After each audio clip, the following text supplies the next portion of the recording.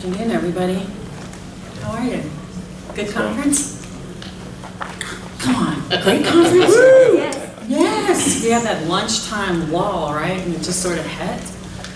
Yes, I don't know, is this your first conference? How many people first conference? Yeah, me too. It's been really good for me. My name's Kathy Callahan Brady. Can everyone hear me? I am the CEO and president of Frederick, Maryland Innovative Technology Center. So I get the pleasure of working with amazing entrepreneurs who are all raising money. And it's just a piece of cake, as these guys are going to tell you, because we're here to talk about tales on the road, right? You guys want to know about all this, how easy it is to raise money. What I'm going to do is just pass it down the line and have each one of our panelists introduce themselves, tell them a little bit, and tell you guys a little bit about their company. Hey everyone, I'm David Narrow, CEO of a company called Sonovex. We spun out of Johns Hopkins about 5 years ago. We have a variety of technologies and we just received FDA clearance for our first, which helps detect blood clots after surgeries that are high risk for a thrombosis. And we raised a $4.5 million Series A within the past year. Congratulations.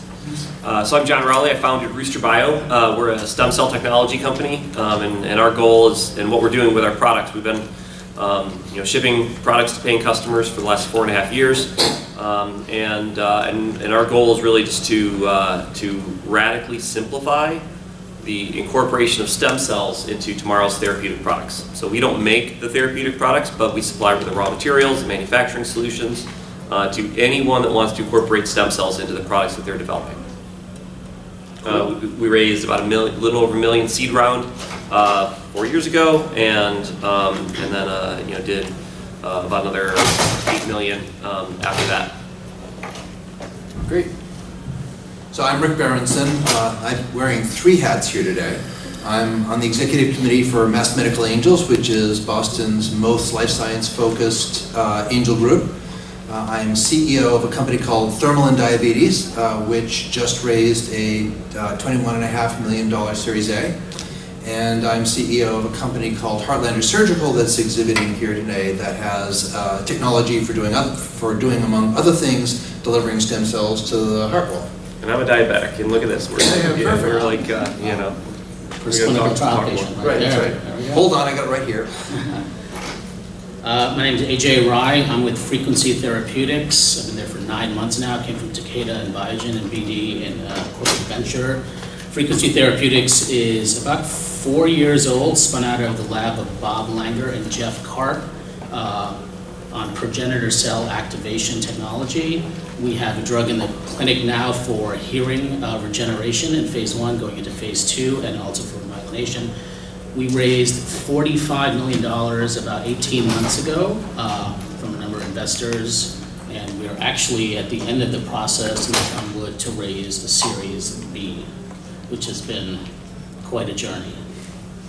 Exciting. We want to hear more about it. So since we are a bunch of CEOs, I know we don't do things sort of in order, so it doesn't really matter to me how we answer the questions, but we're also welcome to go like this as well. So let's just start off with sort of the first question. The first one is really, your strategy around equity fundraising, and how do you identify the overall investors? How do you reach out to them? And how often do you follow up with them?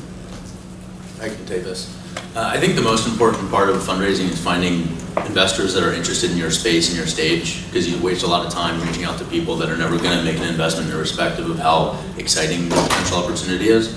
So spending a lot of time figuring out first what they've invested in previously and understanding from resources, either their website, Crunchbase, whatever, figuring out when they've invested at what stage and how much to get a brief sense. Sometimes they have investment mandates on their website. So focusing only on relevant investors is a big way to begin that process in a meaningful way. Then I think it's really important to make sure you get introduced to them through someone that they respect and trust. So having a network where you can say, hey, listen, I think this is a great investor for our company. Would you mind making a connection? Maybe they went to school together, maybe they've co-invested in a deal together, maybe they're friends, whatever it may be. Using a resource where you're not just cold calling them helps you just get viewed at from a different lens.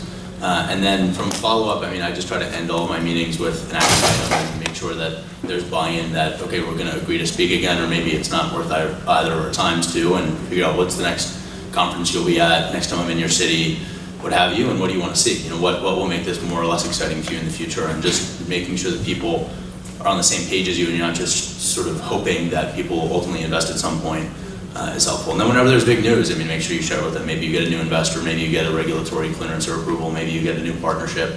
Investors always want to see that, and their excitement will certainly always rise. I think, I've been going actually through this for the last 8 months. We've spoken to 150 VCs from Europe, Asia, and the US. One thing that I've found, at least in this latest process in a very bull market with lots of money but lots of competition, is, of course, they have to buy into your technology and buy into your therapeutic area focus. But what's really important is, do they buy into how you want to run the company? What do you want to do as an exit? And then third is there a chemistry between you and the CEO and the investor? Because there's so many investment opportunities out there, and the way you shine actually is not if you're an IO company, not if you're going after cancer, because so many companies are doing that, or not, whatever it is, but is there a vision that you share? So share that vision, be transparent about how you want to run the company, and then build a rapport with that investor. Because everything else is, it's just kind of, checking the box to at least get your list down. But after that, it's all about building the rapport, getting them aligned in how you want to run the company. I find that's actually more important than everything else. Well, you bring up a really good point. I mean, one of the things that I found when most people are fundraising, they're thinking about now in the moment and writing the check. They're not thinking about matching up with that right investor. And long term, I mean, I think about John and all of the board meetings and how you have to keep those investors happy, and selecting those right ones is absolutely critical. Sometimes you don't have a choice, Yeah. but at least that's Sometimes the right investor is the one with the money, unfortunately. Well, the right investor always has the money. Right. Yeah, so we followed two strategies. I'll talk specifically about Thermon over the history of the company. We raised a lot of money from angels, a lot of individual angels, and a lot of that was finding people who had a particular affinity to diabetes, which is the disease area that we were treating. We have new forms of insulin that enable new delivery technologies. And so finding people who cared about that meant, in our case, going to a lot of websites for JDRF or ADA and finding people who were listed as big donors and reaching out to them as potential accredited investors who care about the area. And then having a solid value proposition, investor proposition to deliver to them about how they could do not only well, but do good at the same time.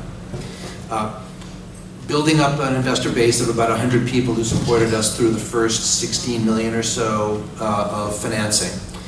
We then were able to achieve a partnership with Sanofi last year.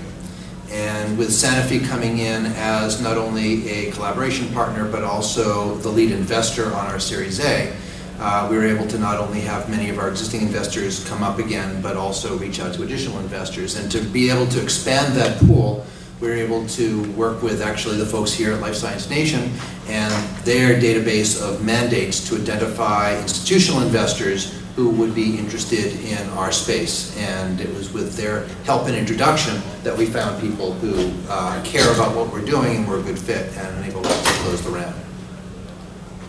Yeah, good stuff. A couple things that's different than what everybody else said that seemed to help us out when we were starting at Rooster Bio is one, we had a really compelling vision and we jumped off the cliff, right? So we weren't, at our jobs, waiting to start the business waiting to raise money before we actually started the business. Me and my co-founder, cashed in our kids' college fund, threw it in, and then jumped off the cliff, and we're just building a business while we're out there raising money. And so at the seed stage, right, we had 14 total investors, 13 angels, and then one institutional seed investor came in at the very end.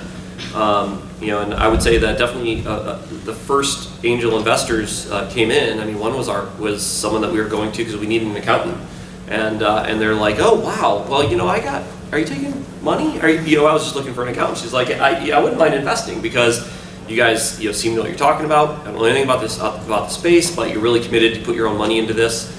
and we happen to be pretty experienced in the area, so I would say that helped. As well as having that compelling vision about this is what we think the world is going to be in 10 years, and here are the products that we're building in order to take the world there. It wasn't oh, here's our technology and we're going to try and find customers for it. It was like, here's the vision, here's where we're going, here's where the whole field is going, and we're gonna take the field there. So that really helped us out in getting those early initial investors. I think one thing to note is there's a lot of individuals with hundreds of millions of dollars to spend, and as a company starting out, it's really important to figure out how much of those folks' money you want versus how much money you really want to get from a established, credible, known investor in the Boston, San Francisco, or Europe area, because it does have ramifications downstream in terms of partnering, in terms of going IPO, in terms of getting credibility with partnering or liquidity events. So I would say, right now, as I sit here, we got money, Frequency got money essentially from a lot of high net worth individuals and folks like Joel Marcus at Alexander Ventures and Immigrant Bank. And I'm actually happy we did that. We didn't go to the established VCs because they have a formula to do what they want to do, and you're kind of an agent. But folks should understand that the differences between going and getting money to let you do what you want to do by yourself versus getting money from a credible VC. And you end up having to deal with very different issues. Yeah, I think that's really true. It's very hard. The VCs don't do that many deals. And if you're early stage, they do very few deals. And typically, if they're doing an early stage deal, it's because they're starting the company themselves. And so if you're coming to them with an idea and actually think you're going to have some management role in that company, you're probably not going to be successful. They want to pick the CEO, they want to set it up from scratch, and they want to own the whole thing. If they're going to do really, really early stage, obviously there are exceptions. But so if you're trying to get a company at the early stage started, VCs are not the first place to go, but it's always good to start building relationships for later. Finding credible investors, preferably people with very big pockets, but of course if we knew those folks, we'd all be much happier, wouldn't we? But finding credible people who are willing to invest. And the challenge with finding angels is that in my view, you do not want to take truly dumb money, because that is a huge risk. They don't understand the risks, they don't understand the problems you're addressing, and when something goes wrong, and it always goes wrong, they may just flip out. So you've got to make sure that they understand what they're getting into. You've got to make sure they're sophisticated enough to truly be an accredited investor, and not just say they are because they happen to have a big pocketbook. Well, I think we're starting to get to some of the good stuff. So how about your greatest obstacles or even your worst mistakes? Oh, you just Oh yeah, jumped out. I'm doing it right now. I think the greatest obstacle we have had, luckily we're, knock on wood, crossing that threshold, is not having a traditional Boston-based VC. I think that has been our biggest obstacle. Well, you raised $45 million and you don't have Kevin Starr, or you don't have Newbar on your board from Flagship. What's going on? So we have to answer those questions, and we answer those questions saying we wanted complete control of our destiny versus being an operator. And I think that has been our biggest obstacle, but the way to bridge it, to solve for that, is be very transparent on what you're doing, let them know the good and bad and the ugly, and build trust and transparency, and that takes time. So in the very early stages, our geography was a bottleneck for us. A lot of the early stage investors, mostly angels, want to invest near where they live so that they can feel like they're part of the team and show up for meetings, which makes a lot of sense. And we started in Baltimore, Maryland, and that's not the epicenter of early stage healthcare investors. So, we'd come up to groups like Mass Medical, and it looks a lot better when a group is, in Boston or Waltham versus down in Baltimore. you're just closer to the company. So we had to be a little more creative about how we found that early money, and if we were in a bigger hub, I think there would have been more people who would at least take the meeting. And now, I think once you get to the venture stage, the location is less important, and we fortunately have a great team now, and we're able to recruit great talent, and it costs a lot less to operate a company outside of the big hubs, but it took us a lot longer to find that early capital. Yeah, I mean, I'd definitely echo that. I mean, we built a business where we lived, right? Frederick, Maryland, which is has a lot less banks than Baltimore, right? But we were committed to it, and I would say that I would echo that having a named, experienced venture capitalist does make raising money easier. Our largest institutional investors, Bioeconomy Capital, is their first fund, and when we were doing our Series A, they were going to lead it, and we needed to get another like $3 million, and we did like about a little over $6 million Series A, and we couldn't find the follow-on money, and they just didn't have that credibility that people lined up behind them. They were very respected in their field. They're thought leaders, but they weren't thought leaders in investing. They were thought leaders in synthetic biology, and that didn't turn into money for other people. And so luckily we had a good business model, and we got to cash flow neutral, and so we didn't have to raise money to exist. We only had to raise money to grow. And so it took us another year before we actually lined up enough investors to make that happen, and we did it through strategics. But if we would have had an investor that was credible, I think they could have found people to come in with them. But then again, I think we probably also failed at getting the credible investors, right? So it really it's six of one, half dozen of the other. Yeah, having a lead investor is really important when you're raising a significant round, if you're beyond angels, because of both the credibility that brings and because of the network that it brings. So our lead investor on the Series A, at least for the first part, was the Sanofi Sunrise Group.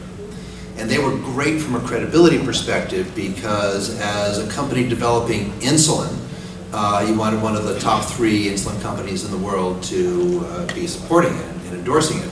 On the other hand, because they were a corporate VC, they weren't really making introductions to other investors because they're always worrying about liability issues.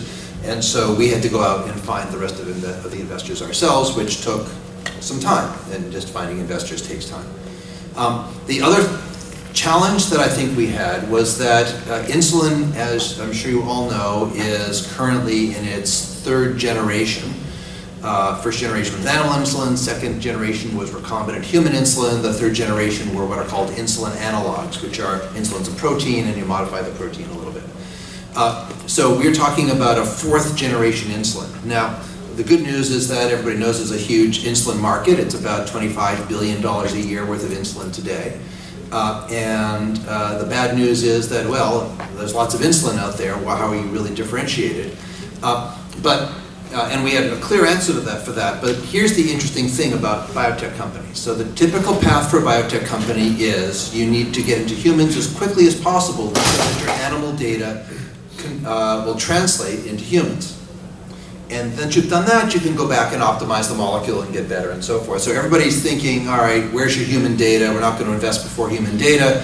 Well, the translatability of animal models into humans on insulin was proven about 1920.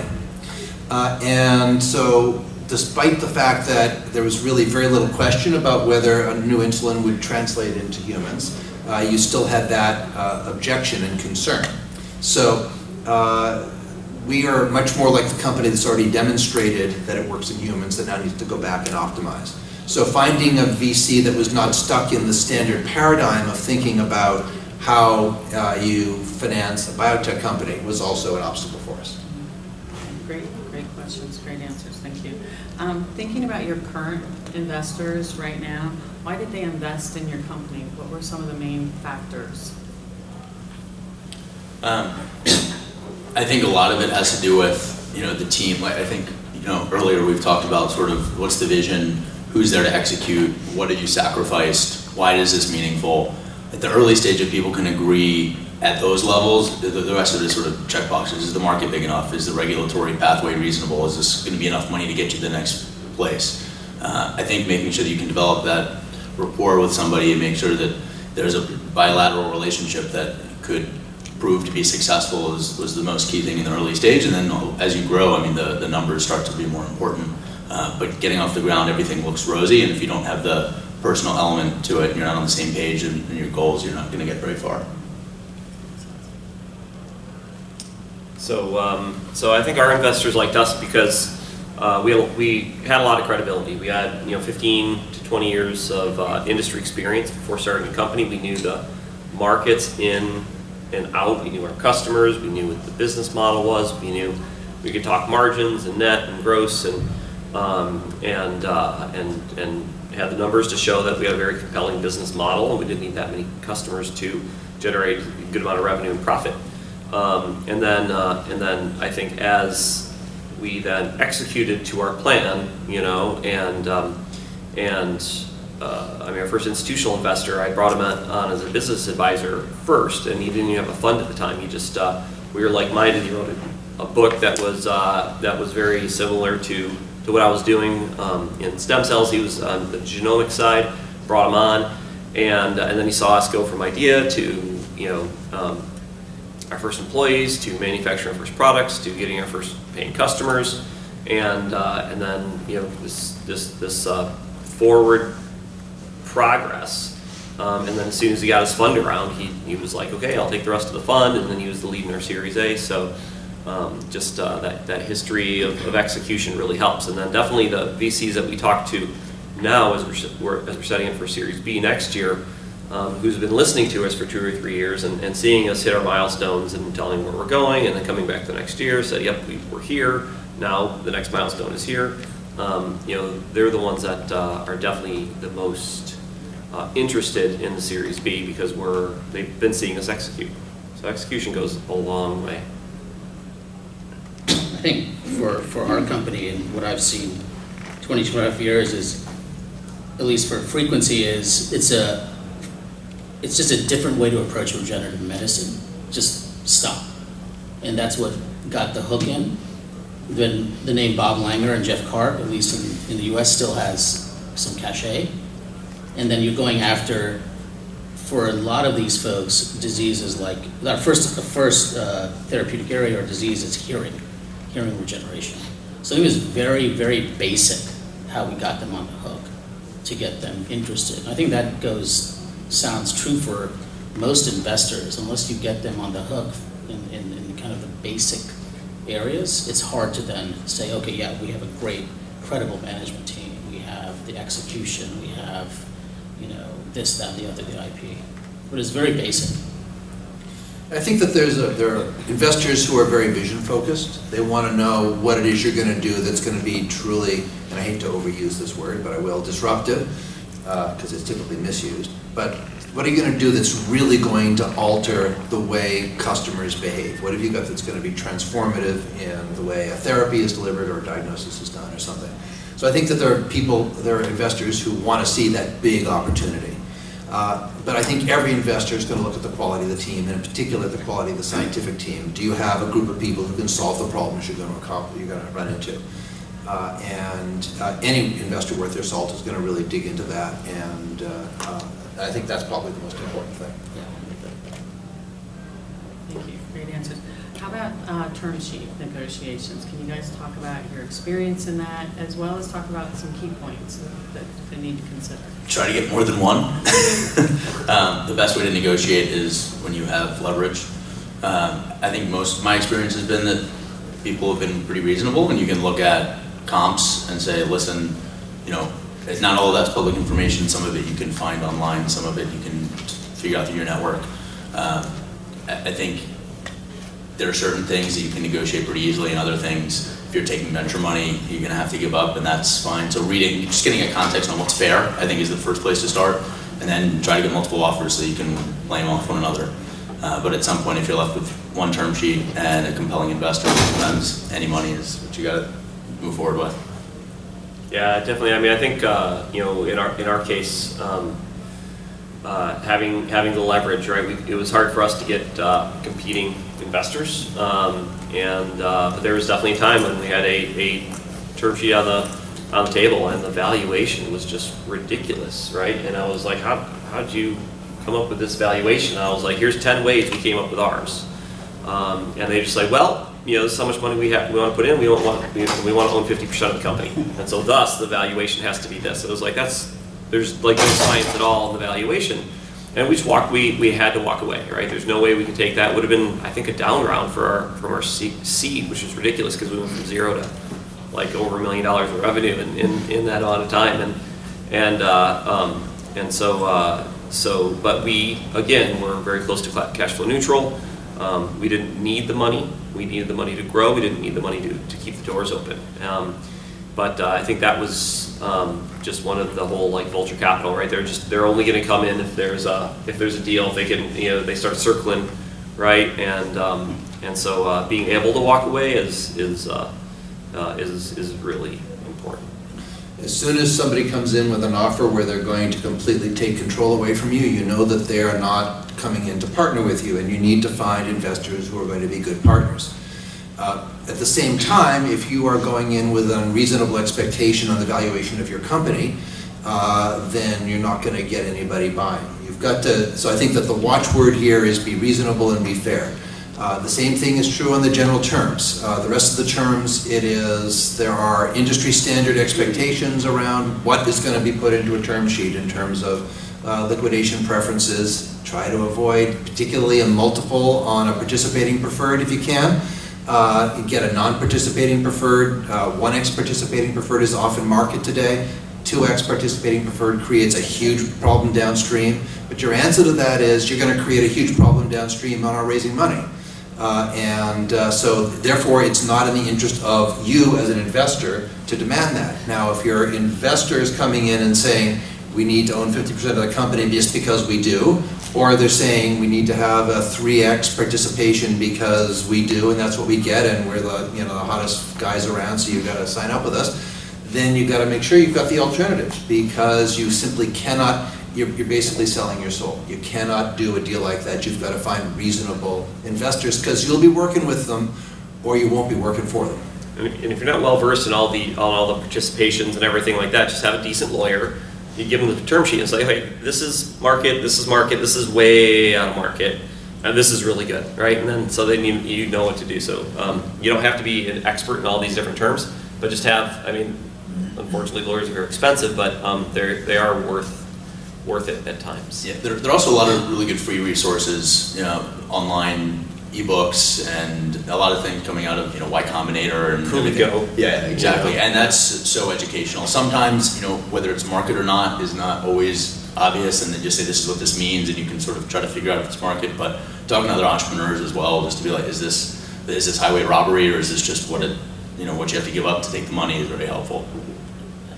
How does everyone here feel about setting all this up? Investors invest in people, invest in the CEO, and invest in the vision, as you mentioned, management team.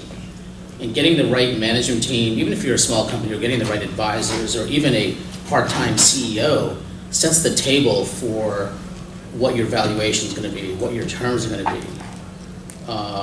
So I feel like investing time and resources and getting the right people around your table, even getting someone who's a part-time CEO or COO, makes, it goes from a $5 million to a $15 million valuation. Well, I'm not sure it'll, Not that much. it would go from a 1 million to a 5 million. That's right. Yeah, so I actually really agree with you, and one way to think about bringing C-level players into your company is to think of them as investors. And in fact, their investment decision is a more difficult investment decision than an investment decision by an angel or by a VC, because angels will spread their money around 5 or 10 different companies. VCs do the same thing, maybe 20. But a CEO is going to come on board is investing all of his or her time. And so they're going to need more proof, and they're going to need to believe more strongly than just the next incremental investor is. So think of it in terms of the same problem. How do you sell your vision, the existing team, enough to get somebody quality on board? Just like money brings a lot of value to your company, so does adding key executives. Yeah, I like to think of investors as the first customers of the company, right? And you just have to understand what do they want out of the product that they're going to buy, and management is definitely there, along with business model and vision. So great. So I've been told, and I actually have not had the opportunity to spend much time with I can't hear you. AJ or David, but I understand that you guys are also investors, so you've sat on the other side of the table. So you're looking at this from a different perspective. So first-time entrepreneurs going out there raising money, what can you tell them from that perspective, from sitting on the other side? Well, I can tell you a little bit about the process of Mass Medical Angels and how we look at things. So you apply to Mass Medical Angels through a website called gust.com. You can find it through our website, which is massmedangels.com. And there's a whole bunch of stuff on there. There's a questionnaire we ask you to fill out, and you can upload all kinds of documents. But the thing that really makes the difference is your investor pitch. Now, the investor pitch makes a difference for two reasons. The second most important reason is that if we pick you to come and present to us, we want to make sure that it's going to be an interesting presentation, because that's part of what we do is entertain our investors. And if we bring people in who are really bad presenters, that's not going to entertain them. But the main reason is the question of, can you tell the story in a really clear, concise way that covers all the critical issues that we're going to worry about? Because we're screening you based on how well you put that story, that pitch together. And the pitch has to cover, basically, in my view, I think the number is 5 different areas. It's got to cover your core value proposition, which is how big is your market? Are you giving the docs, since we were all talking about medical things, are the docs going to eat your doc food?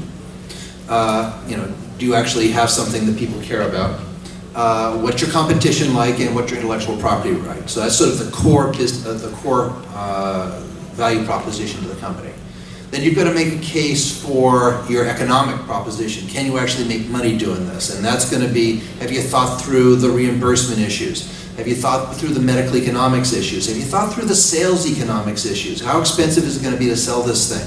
And can you actually make money at the end? Then you have to be making a case about progress. We were talking about the importance of progress. Nothing raises money like progress. You raise money to make progress so you can raise more money, so you can make more progress. And the team that you've built is evidence of progress. The proof of concept that you've got, the prototypes, the scientific data, those are all critical. So you've got to demonstrate that this isn't just a science project, it's just not an idea, it's really something that you've progressed on. And then, the team is part of progress, but it's also a critical overall story that you have to tell on team. It's not just your management team, it's your advisors, although frankly I think people overstate advisors when they're making pitches. But you've got to show that you've got other people that you've been able to draw in who are adding specific types of value. And finally, and I think this is something that most people who are raising money miss, is you have to put forward an investor proposition. So these are your customers, and you have to tell them why it is you should actually invest. What are you going to get out of this? And everything else is to make them believe that you can deliver on the investor proposition. So the investor proposition is, here's the valuation you're investing at, and here's how we're going to get to an exit, and here's how much resources and more money I need to get there. So here's a story about how you're going to make money. That's what you have to communicate. Here's how you are going to make money by investing in me. If you don't get that across, people aren't going to invest in you. So 5 things. Similar, I think competitor profile, knowing your space and why you're different and how you're going to be better.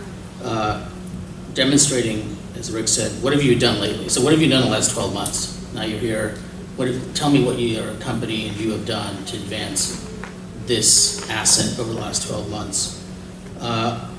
What's your plan moving forward? But one of the big things when I was on the Biogen VC front is I want to see someone who's going to actually tell me or tell us, Biogen, what are the risks? Where do you fall short? What are the holes in what you're doing right now? And how you're going to tackle those problems? a lot of investors are like the good news Charlies, like they want to say everything's great and we're doing great. But if you walk away from an investor pitch, especially in science, where you don't kind of understand the risks, or oh wow, they've done everything great, you're in the waste bin. It's too good to be true, it Yeah, probably is. right. We've seen a lot of those, Yeah, actually. right. You get these huge stories about we're going to be able to cure cancer and diagnose it, with the day you're born and so forth. And Well, it's that also, but when people show data, animal model data, or whatever data they have, ex vivo, in vivo, but they don't show any negative data, or they don't bring up any negative data, or don't bring up any challenges they've had, you walk away scratching your head. You're like, that's bullshit. That can't be true, because if it is true, you wouldn't be asking me for money, or Biogen for money, or Mass Medical Angel for money. Very true. I think Very there's a question out there. Yeah, actually, I'm gonna end with like 3 things. 1, I'm gonna end with you guys, your final thoughts. And 2, I'll end with a couple questions here. And then I have one more. I like to hear data too, to put things into perspective. Now, AJ, you had said you went through 150 VCs. Yep. And then I heard John talk about how many he ended up with. So how about how many VCs, how many angel investors, how many presentations, something along those lines did you go through? What did you end up with in terms of number of investors? What was the amount over what period of time? I'll just say 300 to 400 presentations between my management team in the last 9-10 months, and probably, knock on wood, we'll get 7 or 8 investors. so we ended up with, in the last, 4 new investors. We probably made pitches to about 40 or 50, and we probably contacted 150. I didn't keep track. I would guess 250, at the seed stage, pitches that, and I was learning how to pitch, right? So that I think that kept improving. And we ended up with 14 investors, for the series A. We probably did, 50, VC investors to get, solid 50 no's. The hit rate is a lot higher with angels. Yeah. Yeah. My database of people that I spoke to or tried to speak to is over 600. I probably had, across both rounds, 200 virtual or in-person meetings, and then across both rounds, just over 20 investors across institutional and angels. It's a slog. Right back here. The question I have for the entire panel is, what is the timeline from having data that you think is ready to pitch to an investor to the time you got your check? It ranges, but I want, a range. I think data is one element of a much bigger story in terms of preparedness for an investment. I think that's probably the first step for science-based things, but that was not the rate limiting step for our company. I think a big thing has been the whole sort of theme today, that people really what matters. So board members, full-time executives that have real experience, other people you've been able to bring in with a plan and having your regulatory plan detailed, what are you going to do with the money, all of those things. So after you have all of those things ready, I've had investors make a decision in 2 weeks. That's some that have taken 6 months. It depends on whether it's their own money or other people's money. It depends how many other decision makers there are as part of that investment decision. Groups like Mass Medical Angels that are very formulaic and have monthly meetings tend to be longer than an individual who has $100 million of net worth that will write a $100,000 check without thinking more than 2 hours about it. It's a bit of an exaggeration, but sometimes people act like that, strangely enough.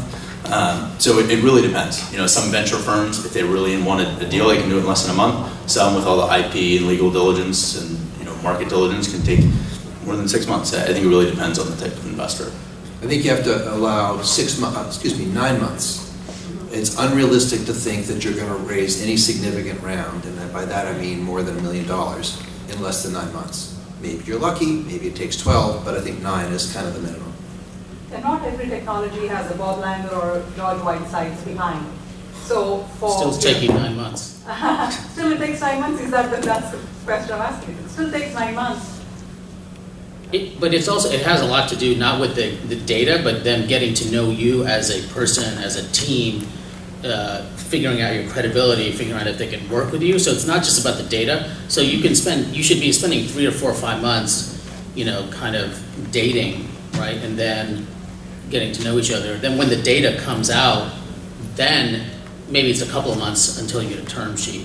But it's all the relationship building and the trust building before, getting them comfortable with your science, your approach, your team, your market.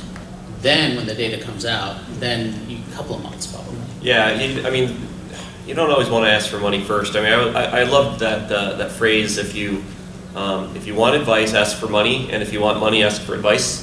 Right? So you first go up, hey, I've got this really great business opportunity, and you invest in this thing, so I just want to pass the concept by you. Right? Start there. And then they'll say, oh, well, if I was to do this, I would want to see this, this, and this. And then you put those together, and you're like, hey, I've improved. Do you want to see it now? And then eventually, theoretically, they'll say, oh, sure, now it's ready. I'll invest in this. So Yeah, it's all about relationships.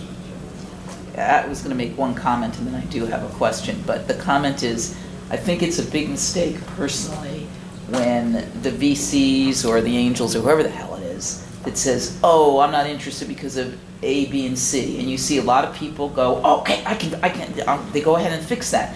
And really, it's just nonsense. It's they don't want to invest, they don't care. And I've just seen that time and time again where, really, we're going to change our product? Are you kidding? Now, sometimes they have really good suggestions, but I've just seen it happen too many times where mostly inexperienced people say, oh, I got to change it because they told me that's why they're not investing. Really? But that's just my reaction to that because, Right. I mean, it's all within reason. We Yeah, had several but- different questions. But the question is, it does not appear, and I could be wrong, and I did come in late, but it does not appear that any of you guys used professionals, investment bankers, or others to raise money for you, and I certainly haven't, so I'm just curious about whether you did or didn't. Yeah, we use Boston Innovation Capital, which is Life Science Nations Group in our last round. Okay. I've been told to stay away from them. I generally avoid them. It just happened that these guys are really nice, so.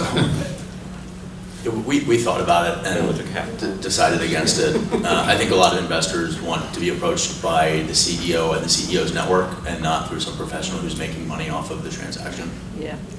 From my own experience, all I can say is that the difference in the size of the Rolodex between me and everybody I know, everybody, and the investment bankers is night and day. So we're running out of time, and I'm seeing lots of hands, so I'm maybe sorry. just, So I have a question for AJ. You raised $45 million. What was the pre-money valuation and how did you back into that? And So that's- I wasn't there when we raised the 45 million, but I think the pre-money was around 10, 15 million dollars. How did they back into it? I think that was the best, actually the best offer on the table. From what I gathered, we did probably get term sheets that had a pre-money valuation of 1.5 million, 2 million, and then we got a term sheet that had $15 million pre-money valuation. So you sold 90% of the company? So 90% of the company was given? No. 10 million free money with a 45 million? Yeah, so again, I wasn't there when it happened, Yeah. but we gave up a heck of a lot less of the company with the second offer, Got it. not the first offer. And I think it came down to, again, the VCs that had the vision for the company and actually believed in the management team of the company. And that's where the very different term sheets. So 45 million was over a number of financings. It's actually one financing. It was one financing. It happened over 2 tranches, but it was one financing. we have a question right Yeah, behind I you was gonna first. ask, right kind of a follow-on behind to you the first, comment. We- though. Gentleman, right behind you. Oh, He keeps sorry. raising his hand. Yeah. What's your guys' experience has been with non-dilutive funding and SBR grants and NIH grants? I can quickly answer. It was absolutely imperative to get us to a point where people were willing to put money into the company. I mean, we went from idea with state, actually I'd say before SBIR, the state of Maryland has incredible early stage science-related funding opportunities that were imperative to getting anything off the ground. From there, we raised in total just under $2 million of non-dilutive financing before we went to investors. And when you can say, listen, there's $2 million of non-dilutive financing to support a very small round, it makes the conversation a lot easier. And you can just pay for things while you're waiting to fundraise, which was more important, honestly. Yeah, definitely, it's helped us a lot. We brought in over $3 million in non-dilutive funding, and if it helps to, since investors can't really usually tell if you have great science or not, this helps to validate the science, you know, so. Yeah, we did $10 million non-dilutive before we did this round. For Thermalin, for Heartlander, which is the company that's here now, please bring your Resi Bucks to that poster after this meeting. We're currently operating off of a $2.6 million fast track SBIR, so absolutely vital. On non-dilutive financing, some foundations do say we'll give you X millions of dollars, we're not going to take equity, but we want some economics downstream. I consider that dilutive financing because you're giving a piece of the economics away. So for us, you know, we're looking at stuff like that, and folks on our board say, "Oh, that's great, that's non-dilutive financing." I'm like, not really, because you're actually giving away part of your economics, whether it's equity or royalties downstream. So just. So last question, bring us home. Yeah, I was just wondered if any of you had sort of advice as to what would be the key questions to ask an investor to cut through all to determine how serious. And that might be something that happened earlier in your discussions, but how did you kind of weed through and find, was there a question, might be a hard question to ask, of the investor to find out who was really serious about investing versus somebody that said, well, if you guys could only do this, this, and this, then we'll invest. Do you have some advice about how to cut through all that? Well, I think that it's incredibly important to get to know as quickly as you can, because you can waste a lot of time otherwise. And so when I'm talking to an investor, I am really trying hard to figure out whether there's any way this person might actually invest. Do you invest in this space? How do you feel about drugs? How do you feel about devices? What stage do you invest in? So I look at all the standard criteria and try to knock them out as quickly as I can. And if I get past all that, then I'm into sales mode. And after that, the question is whether there's a follow-up. And if there is follow-up, then great. And if there isn't follow-up, that's kind of a message. So you chase them a little bit, and if there really isn't follow-up, you move on. I started, I guess about a year or two ago, every time I meet with an investor, when I do the intro, oh, who are you? This is what I've done. Before I dive into anything about my company, I ask questions about fund size, average check sizes, stage, sector, and then, sometimes other companies that they've invested in similar to ours, usually I wait until, if they pass those criteria and I know that the economics make sense for them, I'll spend the hour going through all of my content, and at the end, may ask, okay, well, what are similar companies you've invested in before? Is this an area you're interested in? If the answer is no, that's fine, but I'd rather know now than after 3 follow-ups and the mind share necessary to try to keep that organized in my head. Yeah, and then, it's like sales, always be closing, right? So, when you're closing, when you're leaving, don't just leave it open-ended. Do you, just ask. I'm an engineer, right? So I'm very straightforward. Do you see the potential to invest in this? If not, any advice? And usually they don't want to waste anybody's time either. At least the ones that I talk to, and they'll say, yeah, this really isn't a good fit. Or we'll be interested, but we're not ready today. We would invest in you at this stage. And you also have to be at the right stage, right? Whether it's seed or Series B, but just be open and ask. I've gone through this recently. We started to think about asking, so assume the VC is in your therapeutic area and your stage, they have plenty of money, et cetera, right, all down the list. The question is, how do you see this company being run? Where do you want to exit? How do you want to exit?